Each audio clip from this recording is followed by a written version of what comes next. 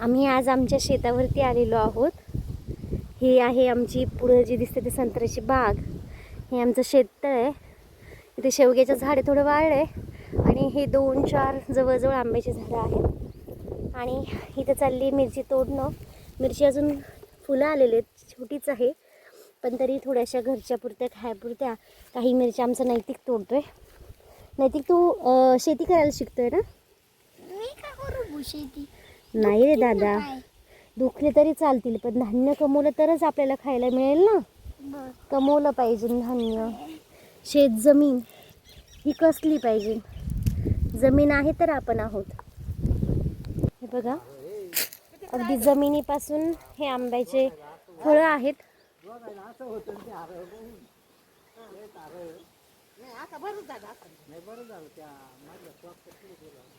याला बरेचसे आंबे लागलेत, छोटे आहेत अजून.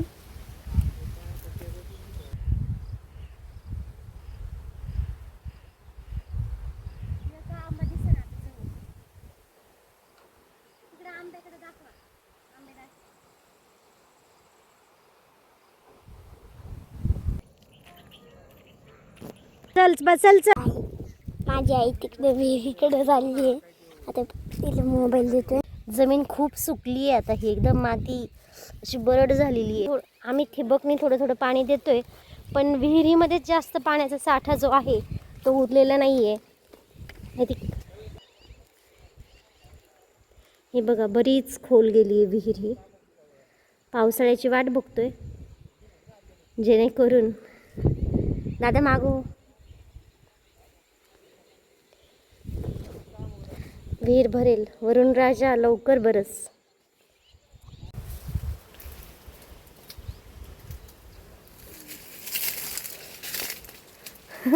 वैशिष्ट्य आहे आंब्याचं की आंबे भरपूर असतात, पण ते पानांच्या आड दडलेले असतात. वरकरणी बघितलं तर इथे आपल्याला आंबेच नाहीत असं वाटतं, पण तेच जर तुम्ही आत जाऊन बघितलं तर हे बघा, भरपूर आंबे असतात. ते दिसत नाहीत. आम्ही साईडने अशी ग्रिल बसून घेतलेली आहे. इथून तिथून बसवलं आहे, म्हणजे रोड आणि आमचं हे यांच्यामध्ये सुरक्षितता असावी यासाठी. कारण की इकडे बऱ्याचदा बिबटे वगैरे पण येतात. आंबे खाणं खूप सोपं आहे, पण आंबे तोडताना, कैऱ्या तोडताना त्याचा जो चीक होतो ना, तो भयानक डेंजर आहे. इथे तुम्ही बघू शकतात आपला गोरा चिट्टा जो नैतिक आहे, त्याचा चेहरा बघा किती विद्रूप झालेला आहे.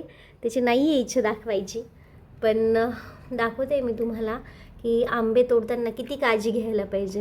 हातावर पण झालं. त्याच्या हातावर पण सेम तसंच झालेलं आहे. दोन्ही हातांवर चीक उतला गेला आणि कानावर पण झाला. म्हणजे आंबा जितका मधुर लागतो तेवढाच त्याचा जो कैरी असतानाचा जो चीक आहे तो भयानक उग्र असतो. त्याच्यावरती आता आम्ही सध्या ही क्रीम आणलेली आहे आणि ही असर करते आहे. थोडेसे जे डाग आहेत ते फेंड झालेले आहे, थोडा फरक पडलेला आहे. त्याला खाजव वगैरे पण येत नाही या क्रीममुळे. तर आंबे तोडताना एकतरीच घेऊच नका. पण छान होते, पण ती जी कैरी होती ना लई खतरनाक होती.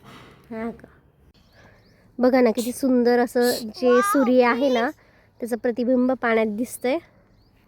आणि नैतिक दादा बसलेला आहे. आम्ही शेतात मासे तू खाते ना बिस्किट?